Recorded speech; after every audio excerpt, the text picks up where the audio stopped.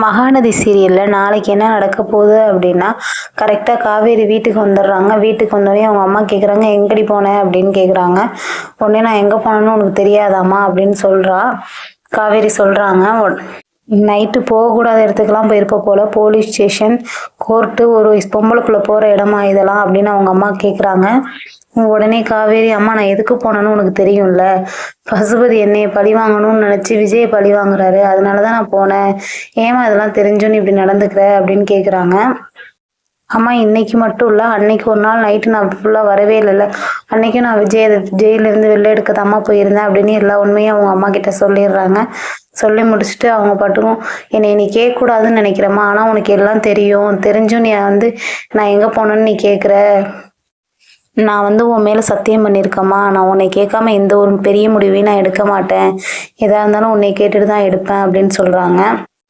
சரின்னு உடனே குமரன் அத்தை உங்களுக்கு தான் காவேரியை பற்றி தெரியும்ல, சரி விடுங்க அத்தை அப்படின்னு சொல்கிறாங்க.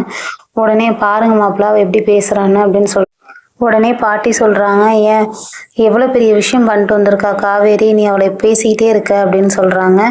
அவள் பசுபதியே உள்ள தூக்கி போட்டு வந்திருக்கா அப்படின்னு சொல்லிட்டு இருக்காங்க. அதுக்குள்ளே காவேரியோட அம்மா சொல்கிறாங்க, அதனால தான் நானும் சைலண்ட்டாக இருக்கேன், இல்லைன்னா அவளை என்ன பண்ணணும்னு எனக்கே தெரியாது அப்படின்னு சொல்கிறாங்க. அடுத்து கங்கா குமரனை பாராட்டுறாங்க.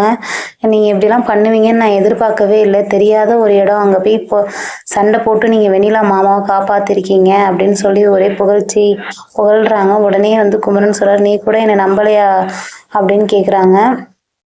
உடனே என்ன பண்ணி என்ன பிரயோஜனம், என்னால் தான் காப்பாற்ற முடியலையே அப்படின்னு குமரன் சொல்கிறாங்க. அதுக்கப்புறம் உடனே காவேரியோட அக்கா, இல்லை பரவாயில்ல விடுங்க, இதெல்லாம் பார்த்துக்கலாம், அதெல்லாம் பெரிய விஷயம் இல்லை அப்படின்னு சொல்லி குமரன் சொல்கிறாங்க. இல்லை என்னால் எதுவுமே பண்ண முடியாதுன்னு நினச்சேன், யாரையாவது சார்ந்து தான் நான் வாழ வேண்டியதாக இருந்தது, பரவாயில்ல நான் இவ்வளோ தூரம் பண்ணியிருக்கேன் அப்படின்னு சொல்லிட்டு அதோட அந்த சீன் முடிக்கிறாங்க. அடுத்து விஜய் காவேரிக்கு கால் பண்ணிகிட்டே இருப்பாங்க. காவேரி ஃபோனே எடுக்க மாட்டாங்க. உடனே விஜய்க்கு சந்தேகம் வந்துடும், என்னாச்சு, ஏன் இப்படி பண்ணுறா அப்படின்னு அதை பற்றியே யோசிச்சுக்கிட்டே இருப்பார் விஜயும்.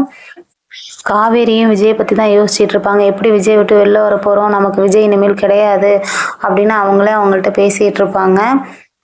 விஜயும் காவேரியும் என்னென்ன முடிவு எடுக்கிறாங்கங்கிறது வர எபிசோட்ல தான் தெரியும்.